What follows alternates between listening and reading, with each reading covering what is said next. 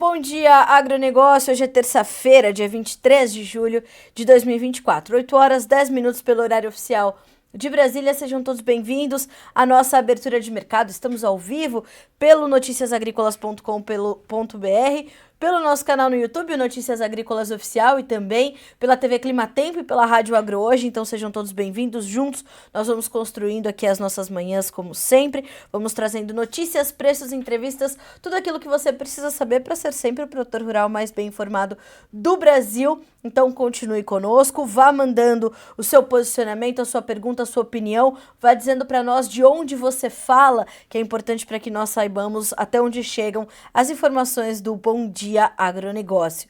Nesta terça-feira, na edição de hoje, nós vamos trazer, claro, os desdobramentos ali da safra norte-americana. Ontem o USDA, do Departamento de Agricultura dos Estados Unidos, trouxe mais informações sobre a classificação das lavouras de soja e milho. Vamos falar sobre isso, vamos falar sobre a questão climática nos Estados Unidos. Vamos trazer também as informações sobre a condição das exportações brasileiras, da produção de açúcar e também do déficit, né, fiscal do Brasil. Houve uma piora por parte da projeção do governo. Vamos falar sobre isso e também sobre as eleições na Venezuela que estão previstas para este domingo.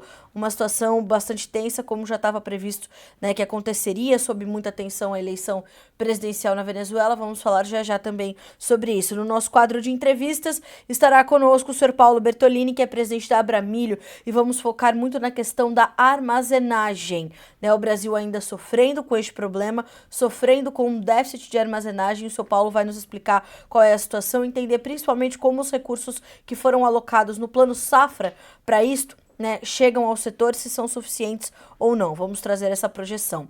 Bom, tudo isso você sabe antes e primeiro aqui no Bom Dia Agronegócio, para direcionar o seu dia e os seus negócios.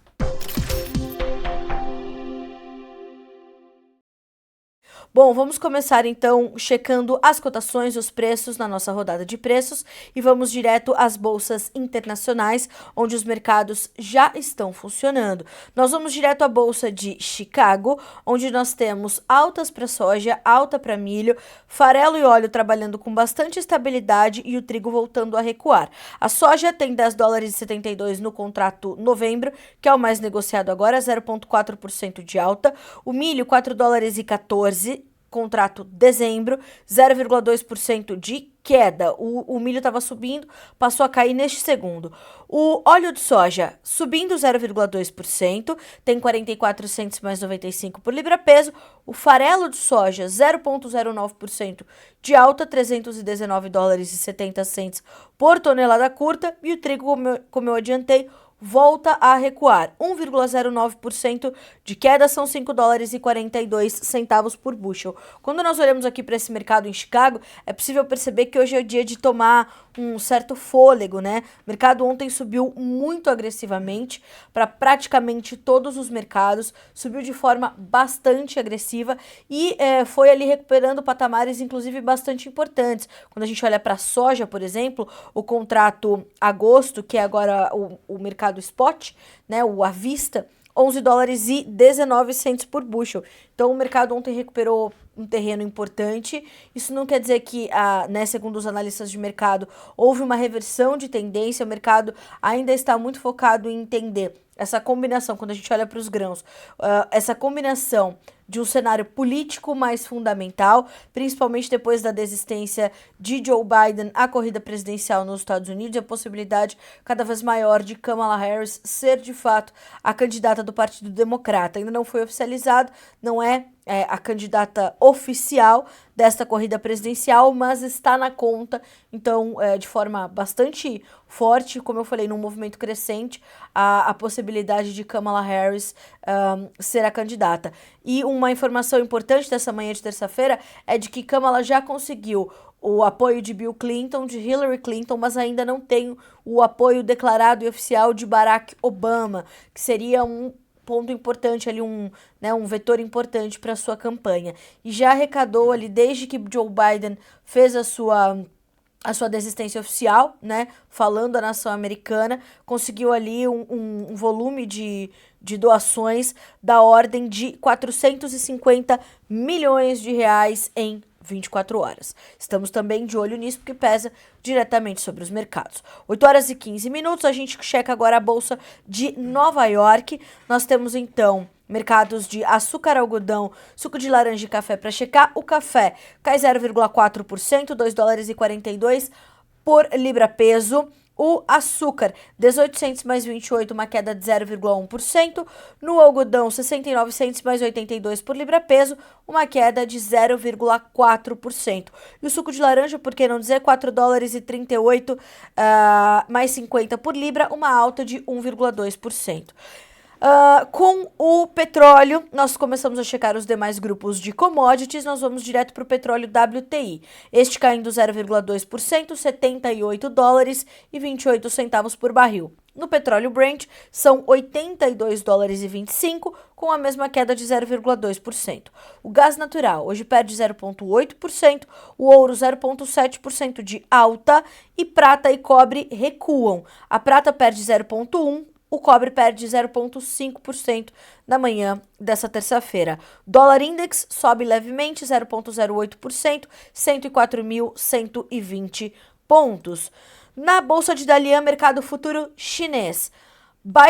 Leve baixa para o farelo de soja, alta para o óleo e leve recuo para o milho. Uma informação importante ainda sobre a China, o preço do suíno na China continua subindo, segundo nos informa Eduardo Vanin. No spot, os preços passaram de 20 yuans por quilo em algumas localidades, na máxima de 18 meses. A curva dos futuros na bolsa chinesa, Dalian, está muito invertida. O spot, mercado à vista, está acima de 20 yuans por quilo e o vencimento março, logo após o feriado lunar, é negociado a 15,2 yuans por quilo. Os comentários não mudaram, se trata de um aperto na produção de leitões, mas principalmente produtores segurando animais para a segunda engorda, uma prática bastante comum na China. Por que é tão importante o andamento da suinocultura na China? Porque ela é a principal demandadora da soja que nós exportamos do Brasil para lá.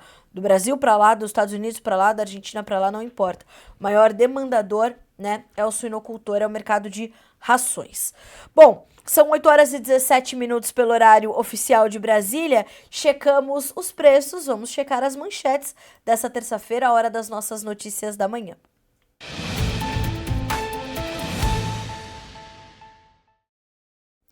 Vamos falar sobre a safra norte-americana. A produção 2024-25 dos Estados Unidos está em andamento e ontem o USDA, o Departamento de Agricultura dos Estados Unidos, como faz todas as segundas-feiras neste período, às 17 horas horário de Brasília, traz ali os seus números, né, para as safras norte-americanas. Então, soja, milho, trigo, enfim, todos os números ali que são importantes para que o mercado entenda como caminha a safra americana. E no seu reporte de ontem, o USDA trouxe uma manutenção para a classificação das lavouras de soja em boas ou excelentes condições e para o milho um leve recuo. Vamos detalhar esses números, portanto.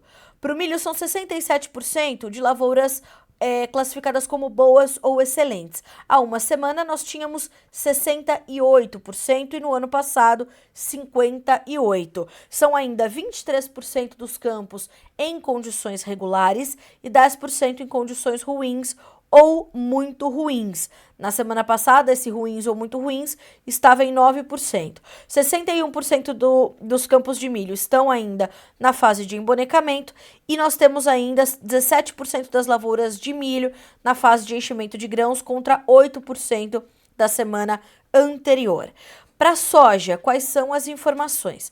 O departamento afirma que são 68% de campos classificados como bons ou excelentes.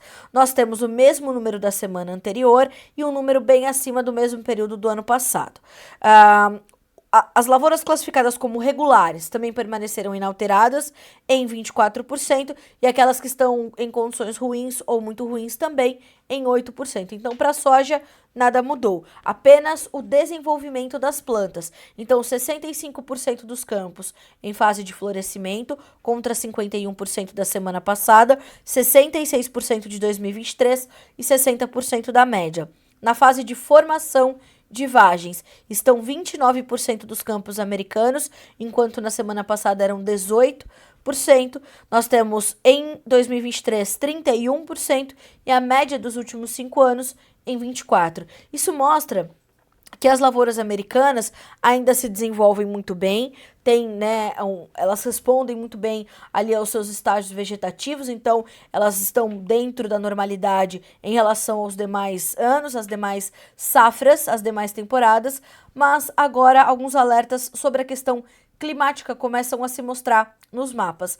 As próximas semanas, os próximos 6 a 10 e 11 a 15 dias, deverão ser de chuvas abaixo e temperaturas acima da média. Há uma certa preocupação em torno, claro, dessa informação, dessa possibilidade, porque de fato pode ser algo que, ao se confirmar, tire um pouco, né, do potencial produtivo das lavouras americanas. Algo que possa mudar muito o potencial da safra? Por enquanto, não.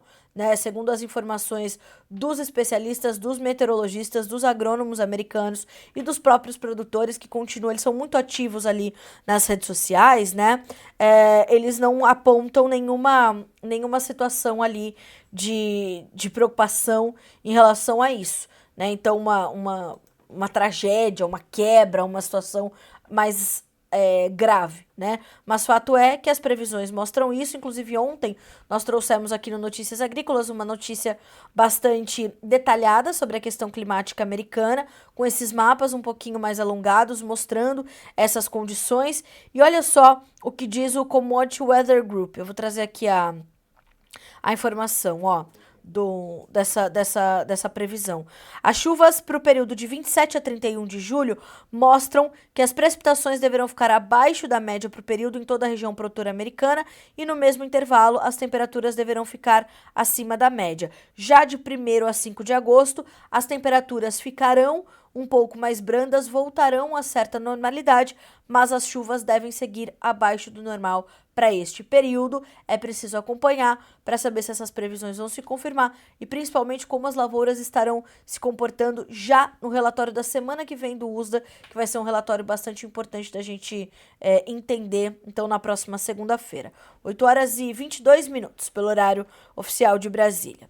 Bom, falamos dos grãos norte-americanos, vamos agora virar a chave para os grãos brasileiros e falar um pouquinho sobre as exportações brasileiras de milho. Elas até avançaram na última semana de acordo com os dados da SECEX, a Secretaria de Comércio Exterior. Todavia, as exportações brasileiras ainda estão abaixo do registrado no mesmo período de 2023, confirmando e reforçando aquela projeção de que nós exportaremos bem menos do que o que foi exportado em 2023. O Brasil exportou o ano passado 55 milhões de toneladas de milho, se consolidou não, mas se mostrou como o maior exportador global deste produto. Todavia, vejamos se isso continua a acontecer. Como temos menos milho este ano para exportar, é possível que nós não alcancemos o mesmo volume e podemos, então, perder esse posto para outras origens. Mas vejamos também como serão as exportações dos nossos principais concorrentes. Nesta segunda-feira,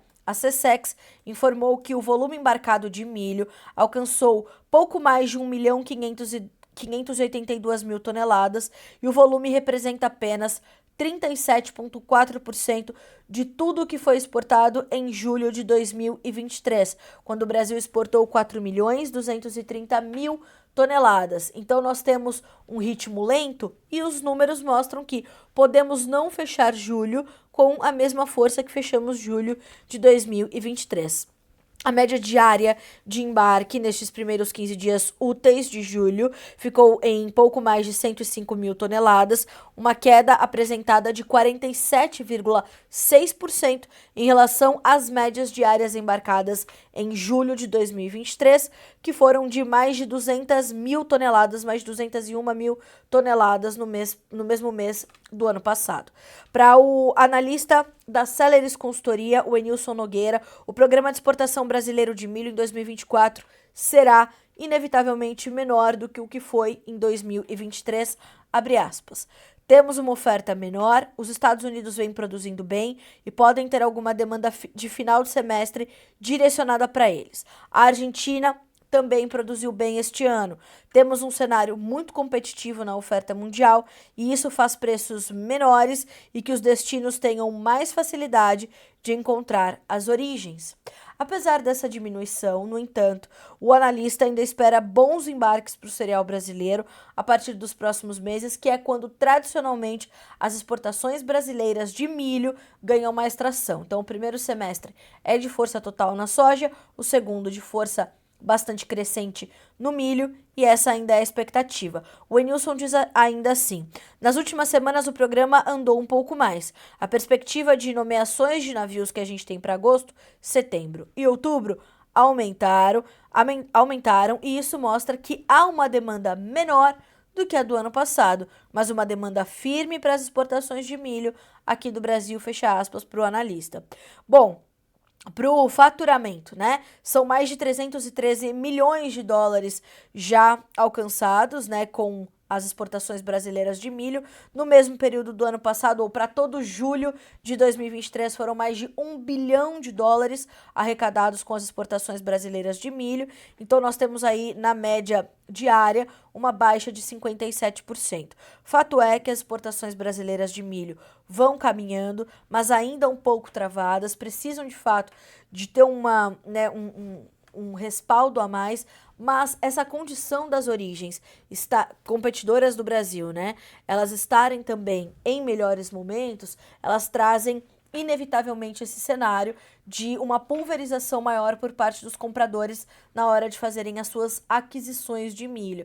E vão, claro, não só pela qualidade do produto, e o Brasil tem um produto, eu sempre falo sobre isso, né? Sobre como o milho brasileiro é bem quisto no mercado global, pela sua qualidade, enfim, por todas as suas características, mas, né, não só a competitividade por qualidade de produto, mas também pelo preço, vai fazer o comprador fazer as suas contas e garantir ali as suas aquisições. Vejamos como serão os próximos meses para as exportações brasileiras de milho, mas já é sabido que podemos não alcançar o mesmo volume recorde do registrado no ano passado.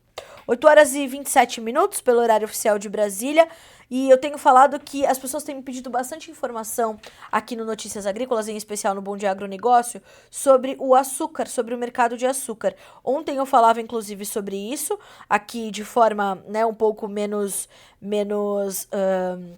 aprofundada. Hoje eu trouxe uma estimativa da Redpoint, né, para a produção brasileira de açúcar, e também as informações do CPEA. A Redpoint trouxe uma redução na sua estimativa de produção de açúcar aqui no Brasil em 300 mil toneladas. A produção de açúcar do Centro-Sul brasileiro na temporada 2024-25 foi revisada para baixo, então, nessa quantidade, 300 mil toneladas para 41,3 milhões, devido à menor que esperada alocação de cana-de-açúcar para produzir açúcar e a baixa qualidade da cana, segundo afirma a consultoria Redpoint Global Markets. A analista de açúcar Lívia Coda disse em nota que as usinas estão destinando menos cana para a produção de açúcar do que o inicialmente estimado, devido principalmente à qualidade inferior da safra em relação à temporada anterior,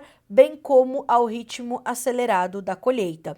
A Redpoint, portanto, reduziu sua visão para a alocação de cana para o açúcar, o chamado mix de açúcar, de 51,2% para 50,3% da safra. As usinas nacionais, elas têm certa flexibilidade para alterar essa produção, né, de cana para a produção de açúcar e etanol, e isso vai depender muito dos preços do mercado. Isso é muito comum no Brasil, né? E quando o açúcar proporciona, então, melhores retornos financeiros, há uma quantidade maior destinada da cana à produção do adoçante, do mesmo modo como quando o etanol está em melhores momentos de mercado, vai atrair mais a atenção das usinas para produzir o combustível. Analistas e operadores esperavam uma alocação recorde de cana para o açúcar neste ano, depois que várias usinas fizeram investimentos em suas plantas para permitir uma maior produção de açúcar, mas os dados da Única, a União das Indústrias de Cana-de-Açúcar, mostraram que o mix de açúcar aumentou menos do que o esperado. Abre aspas, mais uma vez, para Lívia Códia. Nós havíamos superestimado o mix de açúcar. Agora parece razoável revisar para baixo nossa projeção. Ela afirmou ainda que a safra apresenta menor qualidade em termos de teor de açúcar do que o ano passado, depois de um clima desfavorável durante o desenvolvimento da safra. A Redpoint, no entanto, elevou ligeiramente a sua estimativa sobre a quantidade de cana-de-açúcar a ser moída nesta temporada, de 613 para 620 milhões de toneladas, observando os altos volumes de moagem nos primeiros meses da nova temporada. Então, atenção a este mix, atenção ao quanto será de fato alocado de cana para a produção de açúcar e, claro, o impacto disso nos mercados internacionais, porque ainda segundo o CPEA, nós temos ali preços subindo no mercado brasileiro, mesmo com uma baixa liquidez neste momento do mercado açucareiro no Brasil. A liquidez permaneceu baixa no mercado spot paulista de açúcar cristal branco na última semana, com somente algumas poucas negociações envolvendo quantidades maiores. Apesar da lentidão, o levantamento do CPEA aponta que as cotações tiveram ligeira alta nos últimos dias. Segundo os pesquisadores do CPEA, os negócios envolvendo o Cristal 150, produto que vem apresentando oferta mais restrita ao longo desta temporada 24-25, foram responsáveis por sustentar os preços médios. Então, o indicador CPEA-Esalq para este produto, entre os dias 15 e 19 de julho, na semana passada, foi de R$ 133,48, com uma alta de 0,6% em relação ao período anterior. Para fechar, mercado de açúcar caindo nesta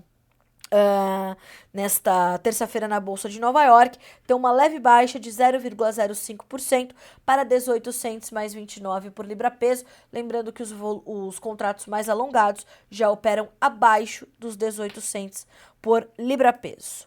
Bom, vamos falar agora um pouquinho das condições políticas. Nós vamos primeiro a Brasília, são 8 horas e 32 minutos, quando o governo traz uma piora na projeção e estima um déficit fiscal de 28,8 bilhões de reais em 2024, no limite para cumprir a meta. Depois de anunciar um congelamento de despesas de 15 bilhões de reais na última semana, o governo federal piorou nesta segunda-feira a projeção de déficit para 2024. Agora, a estimativa é de que as contas públicas vão fechar no vermelho em 28,8 bilhões de reais no piso da banda, né, esse intervalo de tolerância para se cumprir ou não a meta fiscal, já que o centro da meta é o déficit zero, né? Já se sabia que não seria alcançar, mas enfim. Isso porque a meta tem uma margem de tolerância de 0,25% do PIB para cima e para baixo. O déficit de 28,8 bilhões de reais, portanto, é o limite inferior para o cumprimento da meta. No segundo bimestre, a previsão era de um bloqueio menor, de 14 bilhões e meio de reais. Então, praticamente dobrou, né? As despesas primárias foram revistas para cima em 20,7 bilhões de reais, enquanto as receitas foram cortadas em 6,4 bilhões. Sem o contingenciamento da última semana de 3,8 bilhões de reais, também houve bloqueio de outros 11,2 bilhões. O déficit estimado era de 32,6 bilhões, o que levaria a um descumprimento da lei da responsabilidade fiscal, e não é isso que o governo federal quer, uma vez que foi por isso que foi impeachmentada a ex-presidente Dilma Rousseff. Com o corte, contudo, a equipe econômica mirou o piso da banda permitido pela legislação. Pelo lado das despesas, os gastos obrigatórios foram revistos para cima em 29 bilhões de reais, enquanto as discricionárias, que são aquelas não obrigatórias, foram revistas para baixo em 8,3 bilhões de reais. A principal mudança aconteceu com o benefício de prestação continuada, que saltou 6,4 bilhões de reais. E depois vem uma série de cortes ali, de contingenciamentos, e o secretário adjunto da Secretaria de Orçamento Federal do Ministério do Planejamento, o Sr. Cleiton Luiz Montes, afirma que O bloqueio realizado nas despesas discricionárias de 8,3 bilhões de reais ocorre em função do aumento dos gastos obrigatórios. Vale a pena acompanhar tudo isso e lembrar que o projeto da desoneração da folha de pagamento é um ponto-chave para essa condição, é uma luta incansável ali do ministro da Fazenda, o senhor Fernando Haddad, para ver como é que esse projeto de lei vai ou não para votação. 8 horas e 35 minutos pelo horário oficial de Brasília. Para fechar as nossas notícias da manhã, eu rapidamente vou trazer aqui a condição ali da reação do presidente brasileiro, né, o senhor Luiz Inácio Lula da Silva, a declarações do presidente venezuelano Nicolás Maduro sobre as eleições presidenciais que acontecem na Venezuela neste domingo, dia 28 de julho. Bom, Maduro afirmou que, se perder as eleições na Venezuela, haverá um banho de sangue, não é? E ele diz, quem perde as eleições toma um banho de voto, não de sangue, diz, né, o Lula. Então ele se diz muito assustado com as declarações de Maduro, diz que já falou 2 vezes com Maduro ao telefone, falará pela 3ª vez porque é inadmissível, segundo as suas palavras, este ataque tão sério à democracia. Ele diz, o Maduro tem que aprender, quando você ganha, você fica, quando você perde, você vai embora e se prepara para disputar outra eleição. Então, eu estou torcendo para que isso aconteça pelo bem da Venezuela e pelo bem da América do Sul. Inclusive, Celso Amorim estará na Venezuela acompanhando o processo eleitoral, que Lula diz que precisa ser transparente e precisa ser confiável para a população e aos olhos do mundo. 8 horas e 36 minutos, pelo horário oficial de Brasília. Bom, senhoras e senhores, nós vamos... primeiro eu quero agradecer aqui as mensagens que estamos recebendo. Continuem mandando os seus questionamentos, de onde vocês estão falando. É muito importante, porque é só de vocês que vão chegar as informações em loco dos campos do Brasil que produz. São relatos como estes que vocês trazem aqui para nós na nossa conversa diária, que nós vamos acompanhar agora.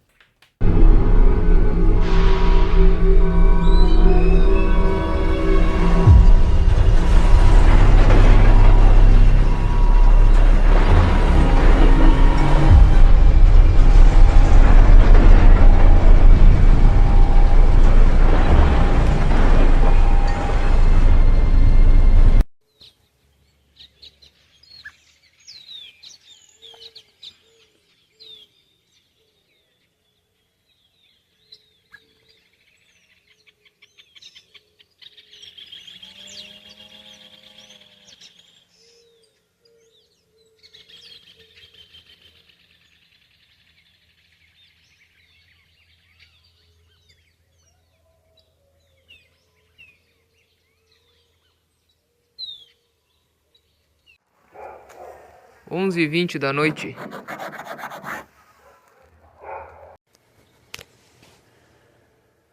Uma água na lona. Olha. Eita.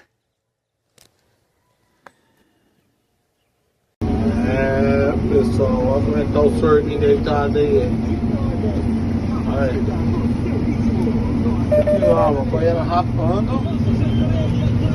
Positivo. A situação aqui tá devagarzinho, 3 km por hora. Bem devagarzinho pra ver se cata. É isso aí, ó. Não tá bom não. Vamos que vamos. Tchau, obrigado.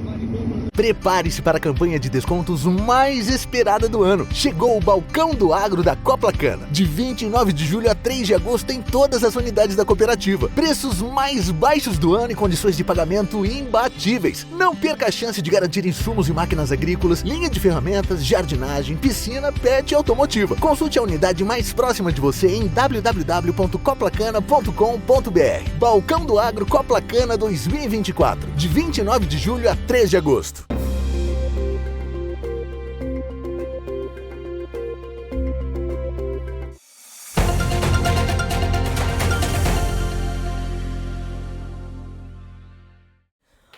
Bom, Bom, senhoras e senhores, continuem participando, mandem os seus relatos, isso é muito importante para nós. Você pode mandar o seu vídeo pelo WhatsApp, é muito simples, 19 997670241, 19 997670241. O importante só na sua mensagem que vai ser acolhida aqui pela nossa equipe do Notícias Agrícolas.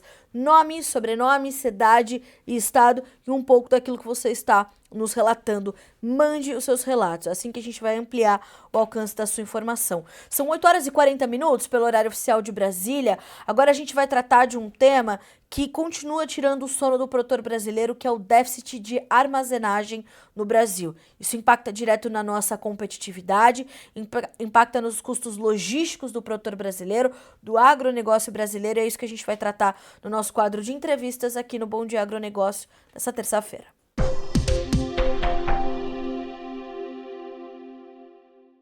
Quem nos ajuda nesta análise e principalmente para nos ajudar a entender como foram alocados os recursos do Plano Safra para isso e se isso atende ou não às demandas do setor, é o senhor Paulo Bertolini, presidente da Abramilho, já conosco, que gentilmente atendeu, aceitou o nosso convite para estar no Bom Dia Agronegócio dessa terça-feira. Seu Paulo, seja bem-vindo, bom dia, é um prazer recebê-lo. Oi, Andressa, é um prazer estar aqui com vocês no Notícias Agrícolas. Seu Paulo, como é que o senhor está avaliando essa nova safra que já está batendo na porta, com ainda, né, o Brasil sofrendo um déficit de armazenagem, que não é um problema novo, não é um problema que se instalou na última temporada para nós, né? Nós já conhecemos, é um velho conhecido do agronegócio brasileiro esse déficit. Como é que o senhor está avaliando isso prestes a começarmos uma nova safra aqui no Brasil? Olha, Andressa, é um problema recorrente e que a cada ano que passa está mais grave, porque todo ano, em média, tem crescido os déficits de armazenagem, da capacidade de armazenagem de grãos, em 5 milhões de toneladas. Esse déficit já alcança 120 milhões de toneladas e a única forma que tem para reduzir esse déficit é ter mais investimento em armazenagem ou diminuir o ritmo de crescimento dele. Então, o Brasil precisaria investir pelo menos 15 bilhões de reais por ano, simplesmente para acompanhar o crescimento da agricultura brasileira de grãos. O Brasil cresce, em média, 10 milhões de toneladas todos os anos na sua produção agrícola de grãos. E nós precisamos acompanhar esse crescimento da agricultura brasileira com investimento. A indústria brasileira, que fabrica silos, equipamentos, ela tem capacidade de produção, tem capacidade tecnológica para fornecer ao mercado brasileiro. Tanto é que ela tem, e tem inclusive ociosidade, infelizmente, que ela exporta para mais de 40 países. Ao invés de estar vendendo e produzindo para o mercado brasileiro, ela precisa trabalhar no mercado internacional, porque a demanda ainda no Brasil não é suficiente. E basicamente, Andressa, ele não é suficiente para atender essa capacidade total da indústria brasileira, porque falta recurso para o produtor rural, principalmente, na hora de investir em armazenagem de grãos. Para você fazer um investimento em armazenagem de grãos, precisa em torno de R$ 1.500 por tonelada estática. E quando a gente fala de armazenagem, a gente não está falando só do silo em si, mas de toda a estrutura que vem antes do silo, que são as estruturas de recepção, de limpeza, classificação, a secagem do grão. Obviamente, que um grão, para ser armazenado, ele precisa estar em condições de ser armazenado, e esse investimento todo ele custa em torno de R$ 1.500, porque ele vai equipamento, infraestrutura, vai energia elétrica, serviço de montagem, o próprio transporte do equipamento até o local da estrutura. E o Brasil tem investido muito pouco através do PCA, que é a linha mais estruturada que nós temos e a melhor que nós temos para armazenagem. Ela faz parte do Plano Safra, ela está dividida basicamente, Andressa, em duas partes, o PCA. O PCA até 6 mil toneladas, que privilegia o investimento em grãos, e o PCA normal, que não é só para grãos, e esse é um outro problema. Por exemplo, grandes operações de usinas, podem captar ali nesse PCA Grãos. Cooperativas têm limite de crédito aumentado esse ano e podem captar 200 milhões de reais do PCA e deixando o agricultor com menos recursos para investir. E aonde nós mais precisamos crescer na armazenagem, Andressa, é na fazenda. O Brasil tem só 15% da capacidade estática total disponível dentro das fazendas. Enquanto que lá no nosso principal concorrente no mercado agrícola, que são os Estados Unidos, eles têm mais de 60% da estrutura de armazenagem dentro das fazendas. Além do que, eles conseguem armazenar mais do que uma safra e meia. Aqui o resultado é, além de um déficit de armazenagem de 120 milhões de toneladas, das 200 e pouco milhões de toneladas que nós temos de armazenagem, só 15% estão nos locais de produção, que são as fazendas, que é o local adequado para se investir em armazenagem, onde traz mais benefício, não só para o agricultor, mas para a cadeia que consome esse produto produzido dentro das fazendas. Então Seu Paulo, é um problema que vocês vão noticiar de novo, Andressa, aí o Notícias Agrícolas vai mostrar armazenagem ou milho, principalmente no Centro-Oeste, jogado a céu aberto. De novo, todos os anos vocês mostram isso, esse ano vocês, se já não mostraram, em breve vocês vão começar a mostrar, porque é uma realidade que se repete, infelizmente, todos os anos. Seu Paulo, o senhor citou a necessidade que nós teríamos de investir 15 bilhões de reais por ano para acompanhar esse crescimento da produção.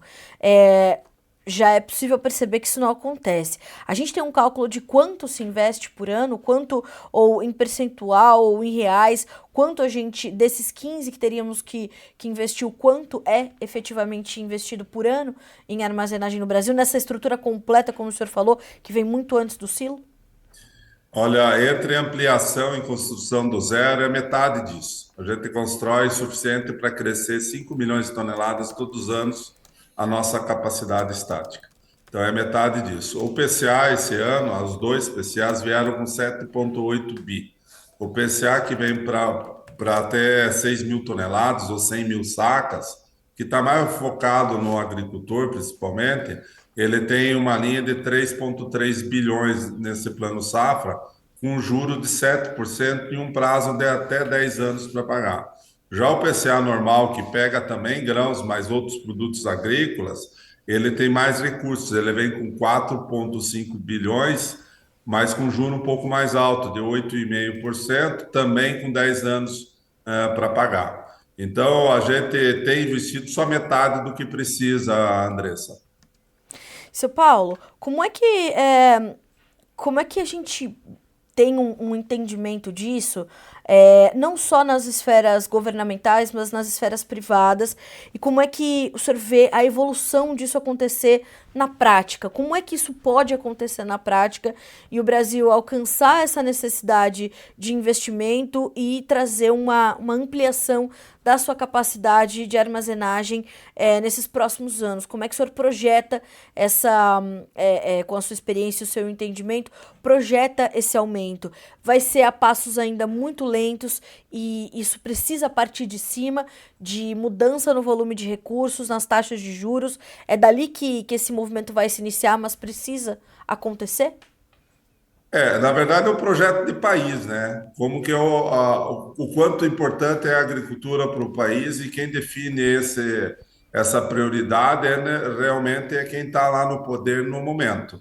Só para você ter ideia, Andressa, a agricultura brasileira inteira, e aí inclui aí os agricultores chamados de agricultores familiares, eles fazem essa divisão entre agricultura empresarial e agricultura familiar. As duas agriculturas, a pecuária junto, ela recebeu de subvenção esse ano um total de 16,3 bilhões. O que é subvenção? É o valor real de subsídio que a agricultura vai receber. Então, a cada real de subsídio impacta em tantos reais de financiamento controlado, em linhas de recurso controlada. Mas o subsídio real mesmo foi de 16,3 bilhões. Todas as entidades, a Frente Parlamentar da Agropecuária, eles estavam solicitando em torno de 21, 22 bilhões de subsídio real. Veio 16,3 bilhões. Só para você ter ideia do que é prioridade para o país, se a gente comparar com que a Lei Rouanet, o incentivo para a cultura, tem de permissão de captação, também em forma de abertura, em forma de subsídio, é 16,7 bilhões.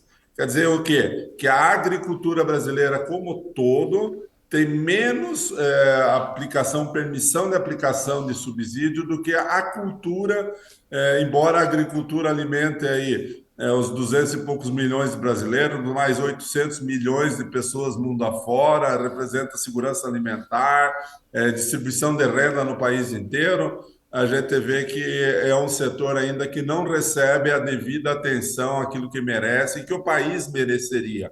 Não os agricultores ou pecuaristas em si, porque eles movem uma engrenagem que gera emprego lá nas cidades, que geram alimentos mais baratos, alimentos, um fornecimento ao longo do ano todo, uma estabilidade e segurança nesse aspecto. Então, a sociedade brasileira como um todo precisa analisar o que é importante para ela, né? E no nosso entender, a agricultura, a pecuária é fundamental e deveria ter uma linha de crédito mais robusta para fazer frente ao potencial que a gente tem, um potencial enorme de crescimento e que precisaria ser melhor atendido ao longo do tempo. Outro ponto que eu acho que é importante a gente analisar, Andressa, é a questão da Selic. O ano passado, o Plano Safra foi feito, elaborado no Plano Safra anterior, numa Selic de 13,75%.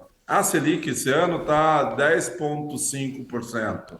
Quer dizer, ela caiu aí 3 e poucos por cento, só que as taxas de juros dos planos, né, dos diferentes programas do Plano Safra, e no caso aqui a gente está falando do PCA, eles não caíram.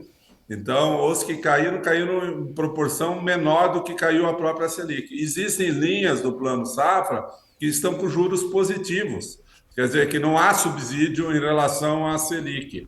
Então, isso demonstra, mais uma vez, que a gente precisa dialogar melhor com quem faz essas políticas agrícolas para despertar atenção e que nós estamos no caminho errado. Nós temos que trazer o Plano Safra para uma discussão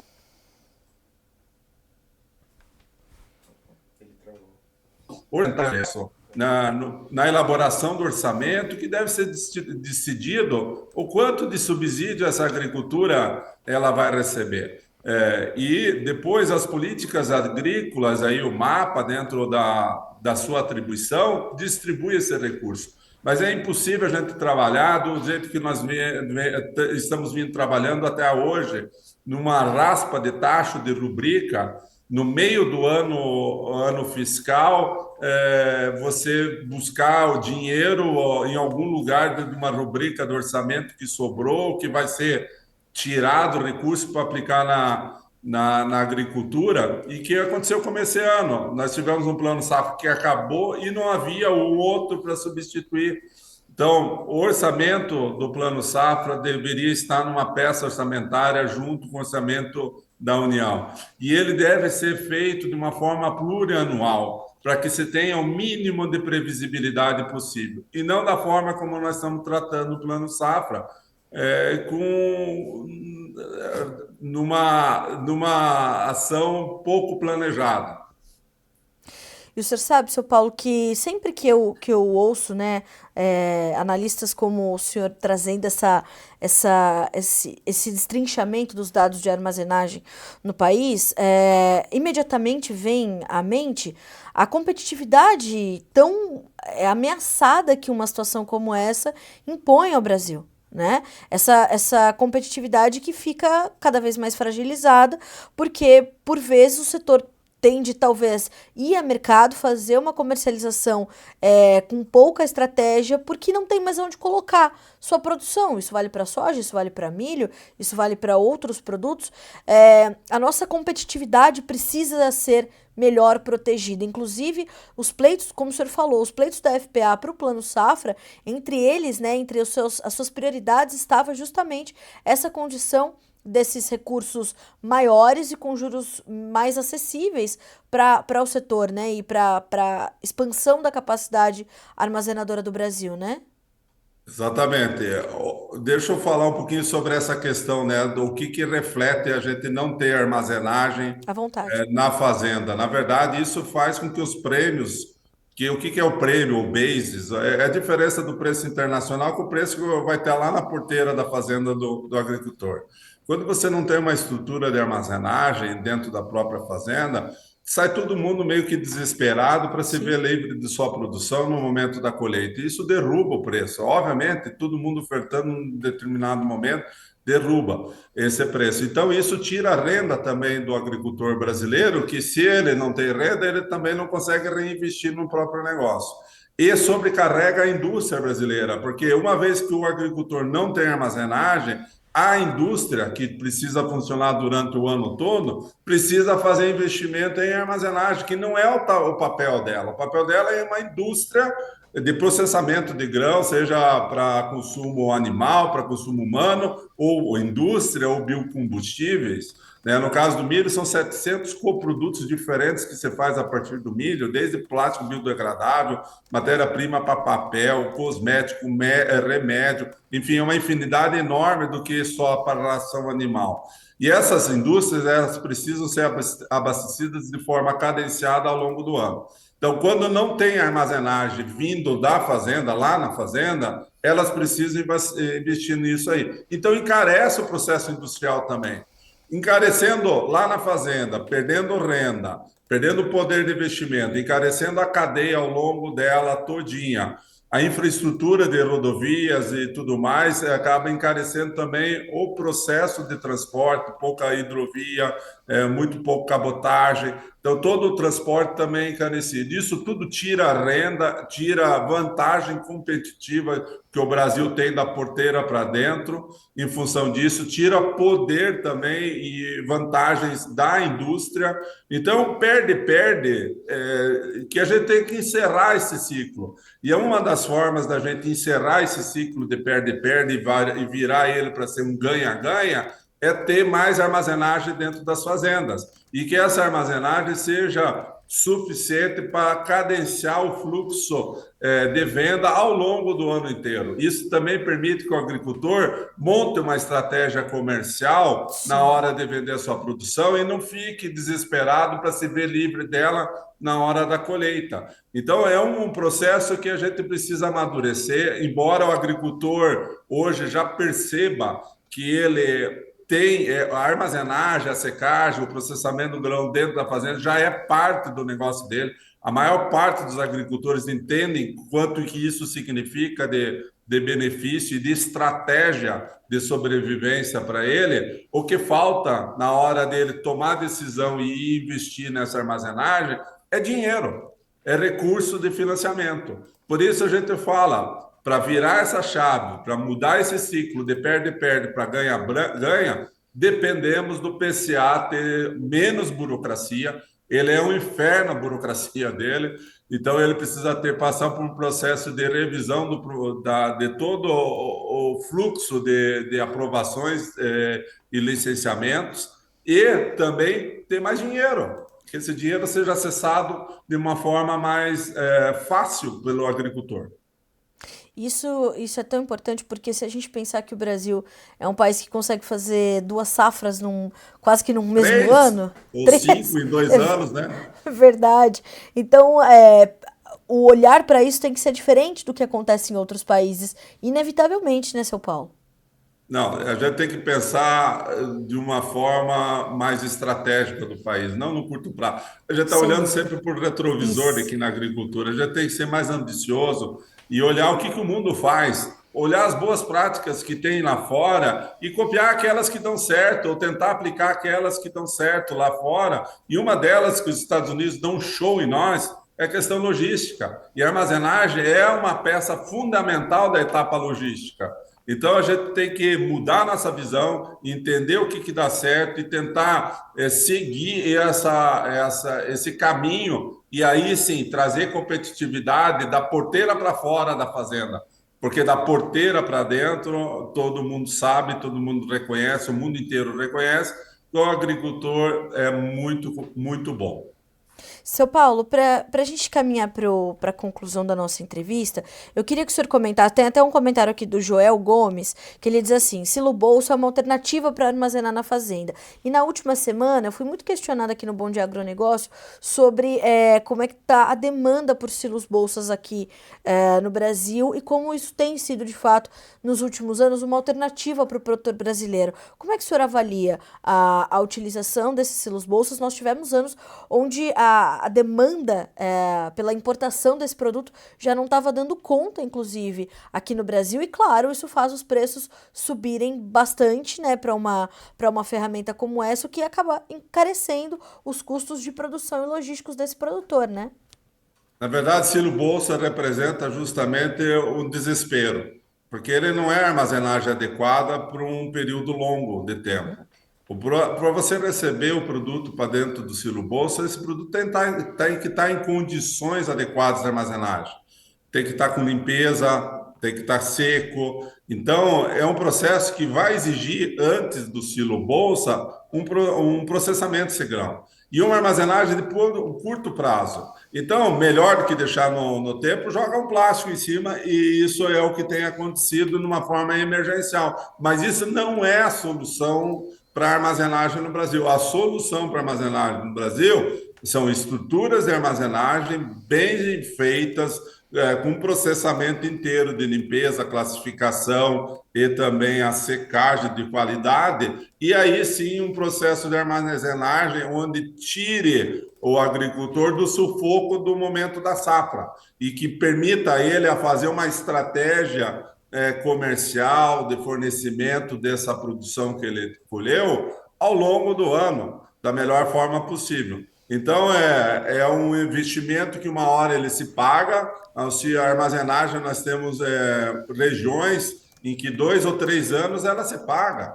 Tanto é que os bancos, Andressa, eles não querem financiar mais do que 8, 9 anos. Eles não financiam mais do que esse prazo. Embora a linha, o ano passado, prevesse 12 anos de pagamento, eles nunca financiaram mais do que 9 anos. E esse ano caiu para 10 anos a linha, o PCA.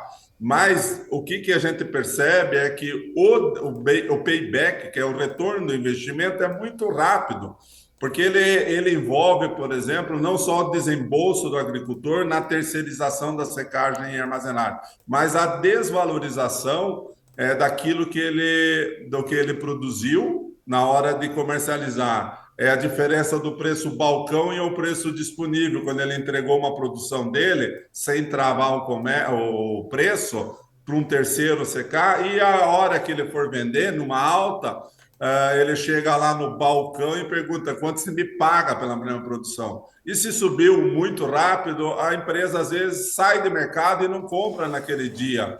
Então, ele perde essas oportunidades de alta de preços. Ele perde por descontos, ele perde no frete, de impureza, umidade, ele perde quando terceiriza. A terceirização da armazenagem é o custo mais caro que existe na atividade agropecuária. E ela não é percebida ainda totalmente, porque ela não envolve só esse desembolso, não é um cheque que o agricultor vai lá e paga pelo serviço. São os descontos que custam muito mais caro do que um pagamento de um serviço prestado. Então, é uma visão que o agricultor já está percebendo, e isso tem crescido ao longo dos anos, né? Nós, lá, 20 anos atrás, o Brasil tinha 3 ou 5% da capacidade estática de armazenagem dentro das fazendas. Hoje está com 15%. Logicamente, nós precisava ter mais do que 50% da capacidade estática nas fazendas e conseguir armazenar, no mínimo, uma safra. A FAO, Andressa, ela recomenda uma capacidade estática para os países produtores de alimentos de, no mínimo, 120% daquilo que ele produz. Quer dizer, a gente não consegue produzir, ainda tem um déficit de 120 milhões, quanto mais tem uma capacidade sobrando de 20% para garantia da segurança alimentar. Então, é um processo que é de evolução, ele está lento por falta de recursos. Garanto para você, se nós tivéssemos mais recursos e ele fosse menos burocratizado na linha do PCA, hoje a situação brasileira nessa questão da armazenagem seria completamente diferente, porque o agricultor reconhece que secar e armazenar é parte do seu negócio. Sem dúvida. Seu Paulo, eu quero muito lhe agradecer pela companhia e pela análise tão completa do que está acontecendo. E para encerrar, eu queria saber do senhor se a gente consegue, se ainda existe tempo e espaço para um pleito contínuo de um aumento desses recursos, ou isso só viria realmente na próxima temporada no Plano Safra. Isso ainda pode mudar, seu Paulo, esse volume de recursos e as taxas de juros ou não? Não, taxa de juro não muda. Recurso existe manuseio, né, de um programa para outro, mas isso é uma questão política. É a área de política agrícola que decide isso ao longo do ano. Então, eu acho difícil essa mudança radical que favorecesse a armazenagem agora nesse plano safra. Então, o negócio é voltar a trabalhar de novo, pensando já no próximo plano safra e que a realidade lá seja diferente. E uma última coisa, Andressa, À quem vontade. mais sofre com isso é o milho. Eu estou aqui como presidente da Abramilho e a gente sabe que o potencial de produção do milho no Brasil, e o Brasil vai ser conhecido no futuro, na medida que a infraestrutura melhore, como o país do milho. O Mato Grosso já produz mais milho do que soja, e isso vai ser uma realidade no Brasil inteiro. O milho é produzido em todos os municípios do país, mais do que leite, por exemplo, que não são todos os municípios que têm. O milho está presente todo dia, tem uma colheita ou um plantio em algum lugar do país. Então ele é fantástico, só que ele tem um valor agregado por tonelada menor, como, por exemplo, a soja. Então ele Verdade. compete de uma forma desigual com a soja por espaço de armazenagem. Ele vem normalmente numa segunda safra, depois da soja, onde os silos, os armazéns já estão ocupados pela soja. Então, o Brasil vai mudar esse retrato da agregação de valor da produção do milho. O Brasil, outro ponto importante, mais de 70% da produção do milho no Brasil é agregado valor dentro do país. Enquanto a soja a gente exporta in natura, o milho a gente agrega nas diversas cadeias de valor que ele possui. Então, quando a gente fizer investimento em infraestrutura, em armazenagem, o milho passa a ser um protagonista da agricultura brasileira com agregação de valor e não somente com exportação de produto in natura. Então, ele é fundamental para o futuro da agricultura brasileira, é a armazenagem e, sem dúvida nenhuma, é o milho que passa a ser protagonista. Sem dúvida, excelente forma de concluir aqui a nossa conversa, seu Paulo. Eu já lhe abro as portas do Bom Dia Agronegócio para que nós possamos continuar atualizando essas informações. O senhor sabe, o senhor tem espaço total aqui no Notícias Agrícolas, sempre que precisar, estamos juntos. Obrigada mais uma vez por atender o nosso convite, trazer, né, esse esclarecimento e trazer essas sinalizações para o setor, que vem bastante ávido por informações do setor de armazenagem, para a gente entender em que pé está o Brasil, e temos muito ainda a evoluir e certamente com as suas informações vamos adiante. Seu Paulo, muito obrigada mais uma vez, como eu repito, portas sempre abertas para o senhor. Obrigado, Andressa. Abraço a todos. Um abraço, seu Paulo, até a próxima. É. Bom, conosco então o seu Paulo Bertolini, presidente da Abramilho, Associação Brasileira dos Produtores de Milho e Sorgo. E vejam, né, os números são estarrecedores quando a gente pensa em armazenagem nesse país, né? E eu me lembro, né, há 14 anos, quando eu comecei a cobrir o agronegócio, uma das primeiras matérias especiais que eu escrevi para o Notícias Agrícolas foi sobre a condição de armazenagem desse país e o déficit que a gente enfrentava. Não só isso, mas os armazéns públicos sucateados e tudo mais. E vejam que, né, no pouco tempo em né, relativamente ao tempo que se produz nesse país, no pouco tempo que eu faço a cobertura jornalística para esse setor, pouco se evoluiu. Né? Pouquíssimo se evoluiu. Nós estamos falando de uma necessidade de 15 bilhões de investimento, né, por ano, e não alcançamos a metade disso, né? E quando pensamos em armazenagem, o que vem antes do silo, né? O que vem depois, o processo logístico, a questão da armazenagem, ela é um vetor central e fundamental para que as questões logísticas cumpram o seu ciclo, né? Fora as questões de custo, fora as questões de competitividade, análise brilhante do seu Paulo Bertolini, nós sabíamos que teríamos uma análise muito completa, chamando aqui para o Bom Dia Agronegócio, atendendo a uma das pautas que vocês trouxeram para mim nos últimos dias, o entendimento da condição da armazenagem no Brasil e principalmente a utilização dos silos bolsa. E o seu Paulo é bastante taxativo, ele fala, a utilização do silo bolsa é a representação do desespero. Você não tem onde colocar o seu produto, você vai optar por essa ferramenta. É uma ferramenta importante, claro, mas não é a mais adequada, e principalmente para o armazenamento do milho, que precisa entrar no silo bolsa, já tendo um processo ali adequado para que ele possa ser armazenado no tempo previsto para estar no silo bolsa, também de forma adequada. Quero agradecer aqui os comentários, né, sobre a entrevista do seu Paulo Bertolini, o Márcio Tax. Bertolini, muito assertivo e esclarecedor, sucesso e obrigado, nós é que agradecemos. E o seu José Luiz Viscardi, parabéns, Paulo, pelos importantes esclarecimentos sobre a armazenagem de grãos no Brasil. Obrigada, viu, seu José? Muito importante que vocês tenham realmente acompanhado, tiraram suas dúvidas, trouxeram, né, adquiriram mais conhecimento para que a gente possa continuar lutando para ampliar essa capacidade de armazenagem no Brasil, que está muito além dos requisitos ali sugeridos pela FAO, né, que é o braço da ONU para Alimentação e Agricultura. Estamos distante, portanto, do que poderíamos ter enquanto produtores e exportadores de alimentos, como é o Brasil. 9h10 pelo horário oficial de Brasília. Quero agradecer as demais mensagens que recebemos por aqui. O seu Luiz Carlos Leite, o seu Odenir Buzolin de Arapongas, no Paraná. O Diogo Uber, que diz assim, K2 Agro aguardando o Paulo Bertolini. Espero que tenha gostado da entrevista, viu, Diogo? Obrigada pelos comentários. Obrigada também a Mônica Rodrigues, está agradecendo aqui direto de Pernambuco, né? É bom que vocês tragam para nós de onde vocês falam, é muito importante para que a gente possa saber, né, até onde chegam as informações do Bom Dia Agronegócio e aonde elas não chegam ainda e precisam chegar. Quero agradecer também o Juan Cruz, saudações de Curitiba, falando sobre a questão da armazenagem, tema super importante.